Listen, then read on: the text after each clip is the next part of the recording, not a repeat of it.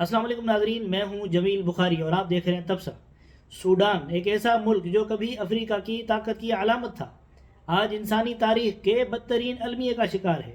Darfur کا دارالحکومت الفاشر اس وقت زمین پر جہنم بن چکا ہے، جہاں انسانیت زندہ دفن ہو رہی ہے اور دنیا خاموش تماشائی ہے۔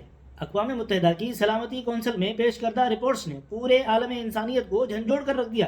رپورٹس کے مطابق الفاشر میں اجتماعی قتل عام جاری ہے، خواتین اور بچیوں کو اغوا کر کے زیادتی کا نشانہ بنایا جاتا ہے اور ہسپتالوں پر حملے کیے جاتے ہیں، جو بچ جاتے ہیں انہیں پھانسی پر لٹکایا جاتا ہے۔ اقوام متحدہ کے نمائندہ ٹام فلیچر کا کہنا ہے کہ الفاشر تاریخ جہنم بن چکا ہے، شہر پر ریپڈ سپورٹ فورسز کا قبضہ ہے اور سڑکوں پر لاشیں بکھری ہوئی ہیں۔ اقوام متحدہ کی رپورٹس میں یہ بھی انکشاف کیا گیا کہ سعودی زچہ بچہ ہسپتال میں 500 سے زائد مریضوں اور تیمارداروں کو قتل کر دیا گیا، جن میں اجتماعی زیادتی اور قتل کے بعد لاشوں کو نظر آتش کر دیا گیا، اور یہ منظر دنیا کی آنکھوں کے سامنے ہو رہا ہے اور عالمی برادری خاموش محض تماشائی ہے۔ لیکن سوال یہ ہے کہ یہ سب شروع کیسے ہوا اور آخر سوڈان کو توڑنے کی کوشش کون کر رہا ہے؟ کہانی 2019 سے شروع ہوتی ہے، جب صدر عمر البشیر کی حکومت عوامی احتجاج سے ختم ہوئی اور اقتدار دو طاقتور گروہوں میں تقسیم ہوا، ایک قومی فوج اور دوسری ریپڈ سپورٹ فورسز، جس کی قیادت محمد حمدان المعروف حمیتی کر رہا تھا۔ شروع میں دونوں نے اقتدار بانٹنے پر اتفاق کیا، مگر جب حمیتی کو فوج میں ضم کرنے کی بات آئی تو اختلاف جنگ میں بدل گیا۔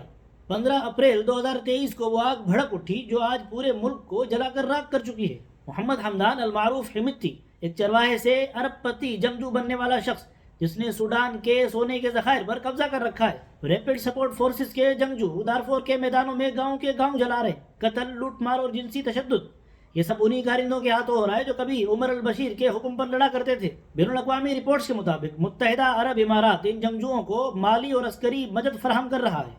سوڈانی حکومت نے بین الاقوامی عدالت میں متحدہ عرب امارات کے خلاف شکایت بھی درج کرائی، لیکن مقدمہ مسترد کر دیا گیا۔ تحقیقات سے پتہ چلا کہ سوڈان کا سونا اماراتی کمپنیوں کے ذریعے اسمگل ہو رہا ہے اور یہی دولت سوڈان کے شہریوں کے خون سے خریدی جا رہی ہے۔ الفاشر کا سقوط صرف ایک شہر کا زوال نہیں بلکہ سوڈان کی تقسیم کی پیشگوئی ہے۔ ایک طرف مشرقی سوڈان اور دوسری طرف بغاوتی ریاست، اور دونوں کے بیچ میں لاشوں کا سمندر۔ مبصرین کا کہنا ہے کہ اگر حالات ایسے ہی رہے تو سوڈان کا ٹوٹنا اب کچھ وقت کی بات ہے اور اس کے اثرات پورے مشرق وسطیٰ میں محسوس کیے جائیں گے۔ دوسری جانب اطلاعات ہیں کہ ترکیہ جلد سوڈانی فورسز کے لیے عسکری اور لاجسٹک امداد بھیجنے والا ہے۔ اگر یہ امداد وقت پر پہنچی تو شاید سوڈان کے زخموں پر مرہم رکھا جا سکے۔ سوڈان میں آج انسانیت قتل ہو رہی ہے، عزتیں لوٹی جا رہی ہیں اور دنیا صرف دیکھ رہی ہے۔ یہ جنگ اقتدار کی نہیں، سونے، زمین اور طاقت کی ہے، لیکن ان سب کے بیچ مر رہے ہیں وہ لوگ جو صرف زندہ رہنا چاہتے ہیں۔